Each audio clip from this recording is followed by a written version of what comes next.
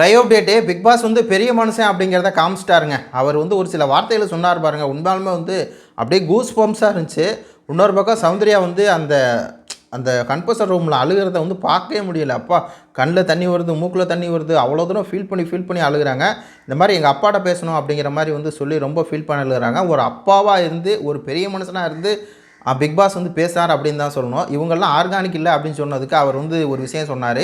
சௌந்தர்யா, நீ வந்து தைரியமான பொண்ணு, நீ தைரியமான பொண்ணு அப்படின்னால தான் இவ்வளோ பெரிய ஷோலை வந்து உன்னுடைய காதல் வந்து வெளிப்படுத்தினேன். அப்போ அது வந்து ஆர்கானிக்கா இன்ஆர்கானிக்கா அப்படின்னு சொல்லி கேட்டார். ஆர்கானிக் அப்படின்னு சொல்லி சொல்கிறாங்க. அதுக்கப்புறம் வந்து தனியாக நீ வந்து புலம்புறது பாடுறதெல்லாம் வந்து ஆர்கானிக்கா இன்ஆர்கானிக்கான்னு கேட்குறாரு. அது வந்து ஆர்கானிக் அப்படின்னு சொல்லி இவங்க சொல்கிறாங்க. அதுக்கப்புறம் வந்து நீ ரியாக்ஷன் பண்ணுறது வந்து ஆர்கானிக்கா இன்ஆர்கானிக்கான்னு கேட்குறாரு. அதுவும் ஆர்கானிக் அப்படின்னு சொல்லி சொல்கிறாங்க. நீ பல்ல கடிச்சிட்டு சண்டை போடுவது வந்து ஆர்கானிக்கா இன்ஆர்கானிக்கா அப்படின்னு சொல்லி கேட்குறாரு. அதுவும் ஆர்கானிக் அப்படின்னு சொல்லி சொல்கிறாங்க. அப்போது பார்க்குறவங்களுக்கு தெரியும், பார்க்குற மக்களுக்கு தெரியும் நீ ஆர்கானிக் தான்னு. அதை முடித்தம்போது அவர் சொன்னார் பாருங்கள் ஒரு வார்த்தை, அப்போ பார்க்குற மக்களுக்கு தெரியும் நீ ஆர்கானிக் தான் அப்படின்னு சொல்லி. அப்படியே ஒரு மாறிடுச்சு மக்களே, வேறு லெவலில் வந்து அவர் சொன்னார். ரெண்டாவது சௌந்தர்யா வந்து ரொம்ப ஃபீல் பண்ணி அழுதாங்க. அதில் அவங்க சொன்னாங்க, இந்த மாதிரி என்னை வந்து ஆர்கானிக் இல்லை அப்படின்னு சொல்லி சொல்கிறேன், எதுக்கு அழுகிற அப்படின்னு சொல்லி கேட்கும்போது என்னை வந்து ஆர்கானிக் இல்லை அப்படின்னு சொல்லி சொல்கிறாங்க பிக் பாஸ் அப்படின்னு சொல்லி அழுகிறாங்க. அது மட்டும் இல்லாமல் வந்து நான் கஷ்டப்படுற பொண்ணுன்னு நினச்சேன், ஆனால் கஷ்டப்படுற பொண்ணு இல்லை, க்யூட்டாக மட்டும் நீ பண்ணிட்டு ரியாக்ஷன் மட்டும் இங்கே இருக்க அப்படின்னு சொல்லி சொல்கிறாங்க அப்படின்னு சொன்னது. அது மாதிரி ஒரு ரீல்ஸில் வந்து 60 செகண்ட் தான் இருக்கும், அதை பார்த்துட்டு உனக்கு பிடிச்சவங்க உன்னை பாராட்டுவாங்க, பிடிக்காதவங்க அப்படி தான் வந்து சொல்லுவாங்க அப்படின்னது.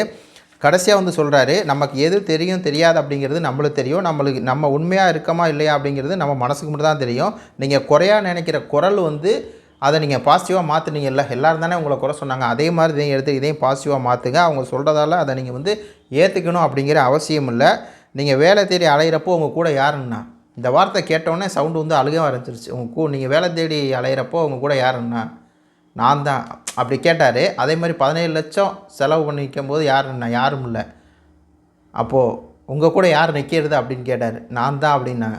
அப்படியே அந்த மூமெண்ட்லாம் அப்படியே ஒரு மாறு இருக்குது. ஆனால் அழுகும்போது அழுகிறது ஒரு இதாக இருக்குது. ஆனால் இவர் பேசுகிறது என்னென்னா, நம்மளுக்கே ஒரு ஜெயிக்கணும், அதாவது 14 வாரம் நீ என்ன பண்ணியிருக்க அப்படின்னு இத்தனை நாள் கேட்டவனுக்கு பிக் பாஸே பதில் கொடுத்தா அது எப்படி இருக்கும், அந்த மாதிரி இருந்துச்சு. ஸ்டே ஸ்ட்ராங் சௌந்தர்யா, நீங்கள் டைட்டில் வின்னர் ஆவீங்க, மக்கள் சப்போர்ட்டோடு ஆவீங்க. ஸ்டே ஸ்ட்ராங்காக இருங்க. உங்கள் கருத்துக்களை சொல்லுங்கள். நன்றி, வணக்கம்.